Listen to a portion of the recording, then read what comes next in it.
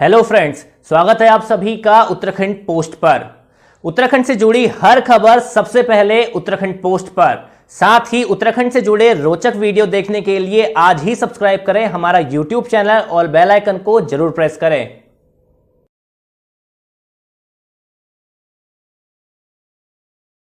बहुत स्वागत। शायद ऐसी सुंदर जगह में मेरी पहली मीटिंग हो रही है। सबसे सुंदर जगह में मेरी आज आपने मीटिंग करवाई। आज हम यहां जनरल बीसी जोशी की भी याद करते हैं। उन्होंने देश की सेवा की और अपनी पूरी जिंदगी देश की रक्षा के लिए उन्होंने दी। तो आज उनकी हम याद करते हैं। चुनाव का समय है। उत्तराखंड में, गोवा में, पंजाब में और मणिपुर में चुनाव है। देश की हालत आप जानते हो।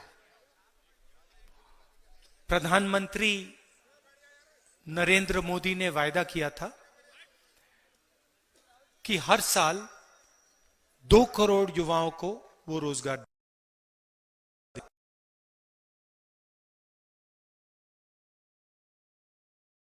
अकाउंट में 15 लाख रुपए डालें। याद है आपको? कहा था कि काले धन मिटा देंगे। याद है? तो मेरा सवाल यह है, आजकल जब नरेंद्र मोदी भाषण करते हैं तो अपने भाषणों में वो रोजगार की बात, भ्रष्टाचार की बात, 15 लाख रुपए की बात क्यों नहीं करते? क्या हुआ कि पहले मंत्री हर भाषण में कहते 2 करोड़ युवाओं को रोजगार दूंगा, काले धन को मिटा दूंगा, 15 लाख रुपए बैंक अकाउंट में डाल दूंगा। और आज उनके आप भाषण में 15 लाख रुपए बैंक, चुनाव की सभा में उनके आप भाषण सुनिए, पार्लियामेंट के मुंह से रोजगार शब्द नहीं निकलता। भाषण सुनिए, उनके मुंह से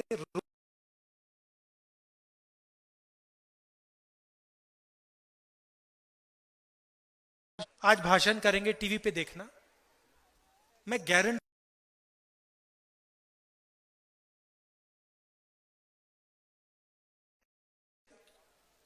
महंगाई की बात करेंगे, कुछ ना कुछ जरूर बोलेंगे। अगर इन चीजों पर वो कुछ नहीं बोलेंगे।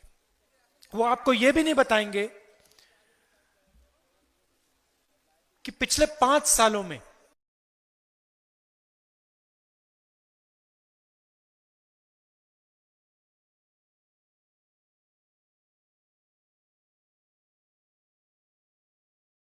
कारण बताएंगे बदले गए।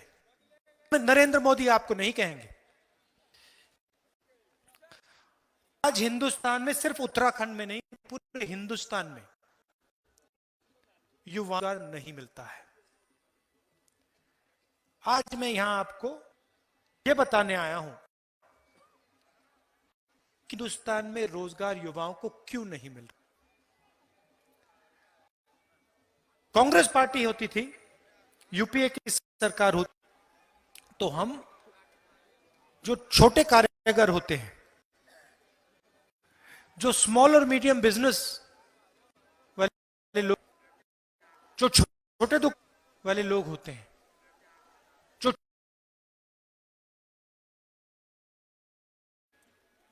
हम अपनी पूरी की पूरी शक्ति इन लोगों की मदद करने में लगा देते। जी, हिंदुस्तान के सबसे अमीर 5-10 अरबपतियों काम करते हैं। ये जो बड़े अरबपति हैं, ये देश को रोजगार नहीं देते हैं। रोजगार कौन देता है?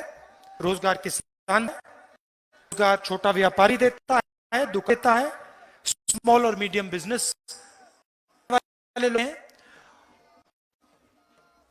उन लोगों की मदद नरेंद्र मोदी जी नहीं करते हैं।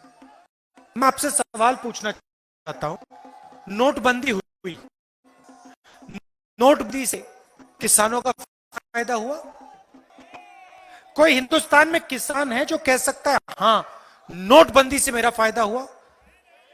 एक नहीं कह पाए। कोई छोटा दुकानदार, छोटा व्यापारी, छोटा बिजनेस चलाने वाला व्यक्ति, मिडिल चला व्यक्ति कहता है कि नोटबंदी से मुझे फायदा हुआ?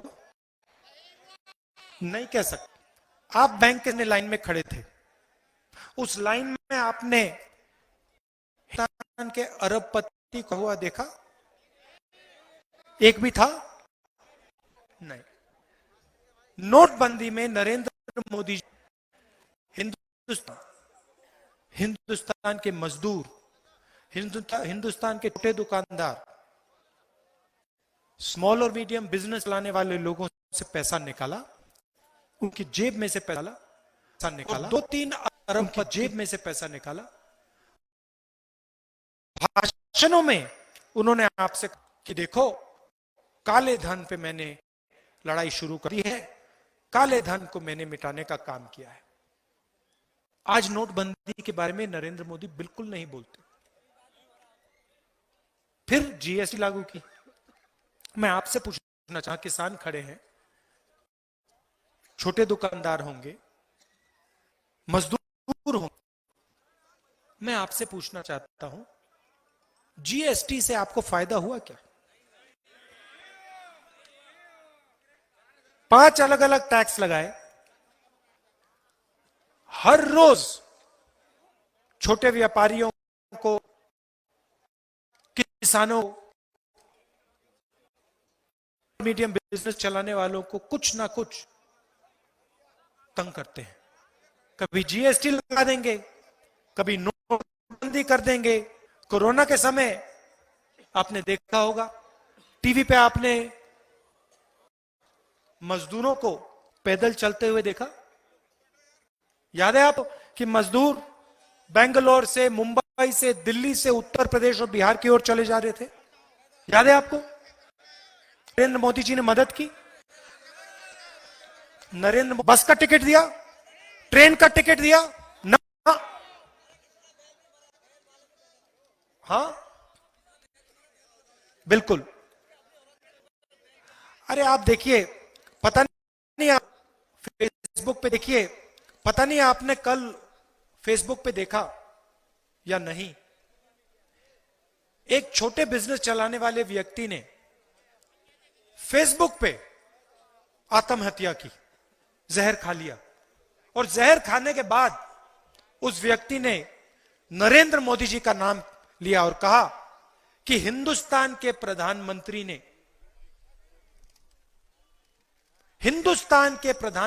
ने मेरी जिंदगी को बर्बाद कर दिया। लिए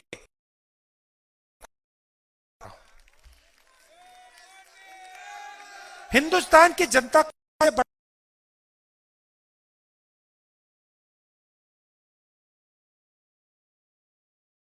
मुर्दाबाद जैसी बात नहीं कहते। इस पार्टी की मीटिंग है, ये हमारा तरीका नहीं है।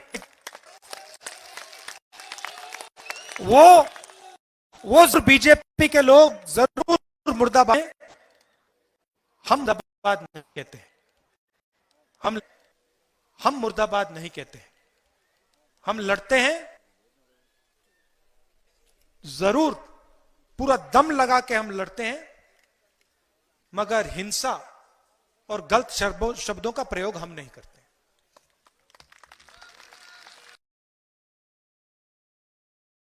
आपके यहां एमएलए, वो आपने जो मुझे, आपके यहां एमएलए हैं, मटका दिया आपने जो मुझे, लाइए तांबे का मटका दिया, वो कहां है?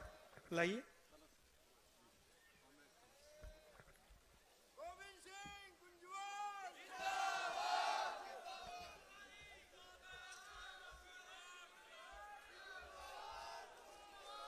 ये देखिए, ये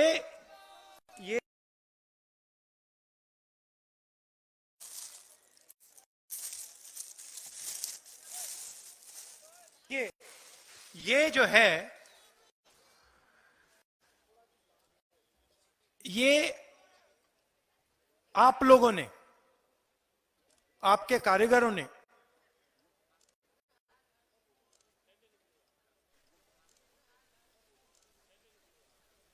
ये बनाया है।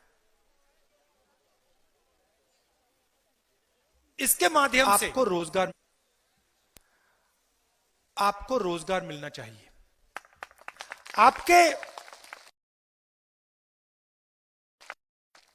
ये आपकी तपस्या है, ये आपकी तपस्या है। इसका फायदा आपको मिलना चाहिए। आपकी तपस्या जाया नहीं होनी चाहिए। अब आपके जो एमएलए हैं, उन्होंने यहां पे आपकी मदद करने के लिए हरिप्रसाद टमटा इंस्टीट्यूट खोलने की कोशिश की थी। तांबे का काम, उसके लिए एक इंस्टीट्यूट खोलने की कोशिश की थी। 100 करोड़ रुपए, 100 करोड़ रुपए आपकी मदद के लिए यहां उन्होंने भेजा। इंस्टीट्यूट से 10,000 लोगों को रोजगार मिल सकता था। अब बीजेपी ने क्या किया? बीजेपी ने उस इंस्टीट्यूट को बनने नहीं दिया। जो आपका पैसा था आपसे छीनकर उन्होंने कहीं और भेज दिया, और आपका जो इंस्टीट्यूट बनना था वो उन्होंने बनने नहीं दिया। तो मैं आपके एमएलए से कहना चाहता हूं कि जब हमारी सरकार बनेगी तो इस इंस्टीट्यूट को आप फिर से यहां लाइए, मगर इस बार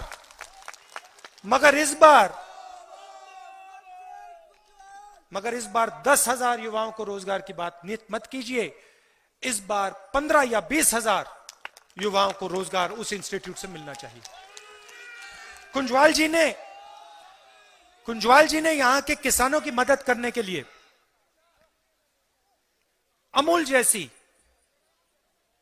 दूध की संस्था खोलने की कोशिश की। अभी वो मुझे बता रहे थे कि 35 करोड़ रुपए उन्होंने इस संस्था के लिए यहां बजट में डलवाए थे। दूध की जो संस्था बननी थी जिससे हजारों किसानों को फायदा होता, सीधा उनके जेब में पैसा जाता, उसको भी बीजेपी ने कैंसिल कर दिया, रद्द कर दिया। उसको भी आप एक बार फिर यहां पे चालू करिए। अब कांग्रेस पार्टी की सरकार आएगी तो हम आपसे झूठे वायदे नहीं करेंगे। जैसे नरेंद्र मोदी जी ने कहा कि 2 करोड़ युवाओं को हर साल रोजगार मिलेगा, 15 लाख रुपए बैंक अकाउंट में जाएगा, यह मैं आपको नहीं कहूंगा। आप समझदार लोग हैं, मैं यहां आपसे झूठ बोलने नहीं आया हूं। मैं सच्चाई आपको जरूर बता सकता हूं। कांग्रेस पार्टी ने आपके लिए 4 वायदे किए हैं। इन वायदों को हम पूरा करके दिखा देंगे। 4 धाम 4 काम। पहला काम, 4 लाख युवाओं को हम रोजगार देने का काम करेंगे। और मैं आपको बता देता हूं, नरेंद्र मोदी जी ने सिर्फ कहा कि 2 करोड़ युवाओं को देंगे, उन्होंने ये नहीं कहा कैसे देंगे। मैं आज आपको बताता हूं, कांग्रेस पार्टी 4 लाख युवाओं को काम कैसे देगी। सबसे पहले जो सरकारी पोस्ट खाली पड़े हैं उनको हम भर के देंगे, पहला काम। दूसरा काम, मैंने आपको कहा कि यहां पे हम आपको एक इंस्टीट्यूट देंगे जिससे आपकी हैंडीक्राफ्ट्स की जो इंडस्ट्री है उसको फायदा होगा और 10,000 युवाओं को यहां लोकल एरिया में रोजगार मिलेगा। और आपकी जो तपस्या है, जो आप ये बनाते हो, इसकी मार्केटिंग सिर्फ उत्तराखंड में नहीं, बाकी हिंदुस्तान में हमारी सरकार करेगी और इसका फायदा आप तक हम पहुंचाने का काम करेंगे। तीसरी बात, जो उत्तराखंड में छोटे व्यापारी हैं, स्मॉल और मीडियम बिजनेस चलाने वाले लोग हैं, उनकी हम मदद करेंगे। हमारा पूरा का पूरा फोकस उनकी मदद करने में जाएगा। वो जो बनाते हैं उसकी मार्केटिंग करने में जाएगा, उनकी ट्रेनिंग में जाएगा और उनकी मदद करके हम ये 4 लाख रोजगार उत्तराखंड को दिलवा देंगे। दूसरा वायदा, आप यहां पहाड़ों में रहते हो, अगर हिंदुस्तान में किसी को महंगाई की चोट पड़ती है तो सबसे ज्यादा आपको चोट पड़ती है। आप दूर रहते हो, सब कुछ यहां पे आपको थोड़ा ज्यादा महंगा मिलता है, सही? तो अगर उत्तर प्रदेश में, बिहार में किसी को पेट्रोल से चोट लगती है तो उससे दुगनी चोट आपको यहां पहाड़ों में लगती है। अगर सब्जी महंगी होती है, देहरादून में सब्जी महंगी होती है, तो उससे दुगनी चोट आपको यहां पे लगती है, सही बात? तो मैं आपको यहां गारंटी करके कहता हूं कि जो आज गैस सिलेंडर आपको 1,000 रुपए में मिल रहा है, वो गैस सिलेंडर आपको कांग्रेस पार्टी, हमारे गरीब भाई भी होंगे, गरीब परिवार भी होंगे, जिनको महंगाई की सबसे बड़ी चोट लगती है, तो उनको मैं आज आश्वासन देना चाहता हूं। हम एक नई योजना ला रहे हैं, न्याय योजना। मैंने कल पार्लियामेंट में, कुछ दिन पहले पार्लियामेंट में कहा कि 2 हिंदुस्तान बनाए जा रहे हैं। एक चुने हुए लोगों का, गरीबों का, बेरोजगारों का हिंदुस्तान। हमें ये 2 हिंदुस्तान नहीं चाहिए, हमें एक हिंदुस्तान चाहिए। उस हिंदुस्तान में सबको शिक्षा चाहिए, सबको, हमें ये 2 हिंदुस्तान नहीं चाहिए, एक हिंदुस्तान चाहिए। तो हम न्याय योजना लाए हैं। न्याय योजना का लक्ष्य और सबकी रक्षा होनी चाहिए। तो हम न्याय, उत्तराखंड में गरीबी को मिटाने का, तो न्याय योजना उत्तराखंड के 5 लाख सबसे गरीब परिवारों को, 5 लाख सबसे गरीब परिवारों को सीधा बैंक अकाउंट में साल का 40,000 रुपए। अगर आप गरीब हो, चाहे आप यहां रहते हो पहाड़ में या कहीं और रहते हो,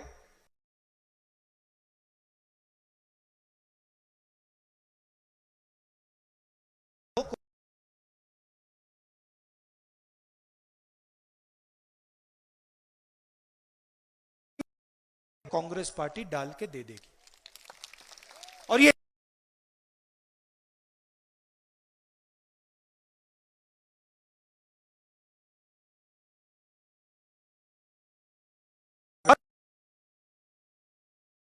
पहुंचा दिए जाएंगे। आखिरी वायदा, आप यहां रहते हो, कोरोना के समय आपने देखा होगा, आपको अगर अस्पताल जाने की जरूरत पड़ी, दवाई की जरूरत पड़ी, तो यहां आसपास में आपको अस्पताल नहीं मिला। आपको दूर दूर जाना पड़ता है इलाज के लिए, दवाई के लिए, एक्सरे के लिए, इन चीजों के लिए आपको दूर दूर जाना पड़ता है। कांग्रेस पार्टी ने निर्णय लिया है कि हम को, दवाइयों को और डॉक्टरों को आपके दरवाजे तक पहुंचा देंगे। गाड़ी नहीं पहुंच सकती, वहां हम मोटरसाइकिल एम्बुलेंस चलाकर आपके घर के सामने उसे पहुंचा देंगे। और जहां मोटरसाइकिल पहुंच सकती और वहां जहां दवाइयों की जरूरत पड़ेगी, वहां हम ड्रोन के माध्यम से आपके दरवाजे के पास दवाई को गिरा देंगे। ये मैंने आपको 4 दिए, गिरा देंगे। मगर हमारे मैनिफेस्टो में बहुत सारी और चीजें हैं। मैंने सरकारी रोजगार की बात की, मुफ्त में 2 यूनिट बिजली देने की बात, और किसानों और मजदूरों की मदद करने की योजना हमारी में है। अंत में आपसे कहना चाहता हूं कि हम एक व्यक्ति की सरकार नहीं चलाना चाहते। हमें राजा नहीं चाहिए। हमें उत्तराखंड की जनता की, किसानों की, मजदूरों की, माताओं और बहनों की सरकार चाहिए। हम ऐसी सरकार चाहते हैं जो आपकी बात सुने, जिसके दरवाजे खुले हों। ऐसी सरकार हम चाहते हैं, ऐसी सरकार हम आपको देने जा रहे हैं। आपके यहां नेता हैं, उन्होंने स्वयं कहा कि मैं अगला चुनाव नहीं लड़ूंगा। उन्होंने कहा कि अगर मैं बीमार होऊंगा तो मैं कुर्सी पर बैठकर कांग्रेस की मदद करूंगा। मगर मैं आपसे कहना चाहता हूं, आप बीमार नहीं होगे। इसको आप भारी बहुमत से स्वीप करके जीतने वाले हो।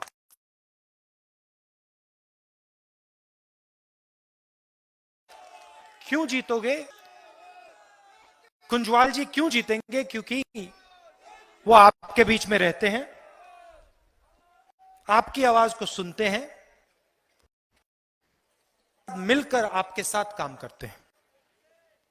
इसलिए मैं जानता हूं कि आप इनको भारी बहुमत से जिताओगे और उत्तराखंड में आप इस पार्टी की सरकार बनाओगे। आपका बहुत बहुत धन्यवाद, बहुत बहुत धन्यवाद। एक बात का मुझे दुख हो रहा है कि मैं यहां आया, इतनी सुंदर जगह है और मैं सिर्फ 1-2 घंटों के लिए आया। अगली बार कुंजवाल जी मैं आऊंगा तो 1 महीना तो नहीं, मगर कम से कम 1-2 दिन तो यहाँ रहना पड़ेगा। आपका धन्यवाद, नमस्कार, जय हिंद। कांग्रेस पार्टी, राहुल गांधी, गोविंद सिंह कुंजवाल, राहुल। उत्तराखंड से जुड़ी ऐसे ही रोचक वीडियो और खबरें सबसे पहले पाने के लिए आज ही सब्सक्राइब करें हमारा YouTube चैनल और बेल आइकन को जरूर प्रेस करें। वीडियो को लाइक करें और शेयर करना ना भूलें।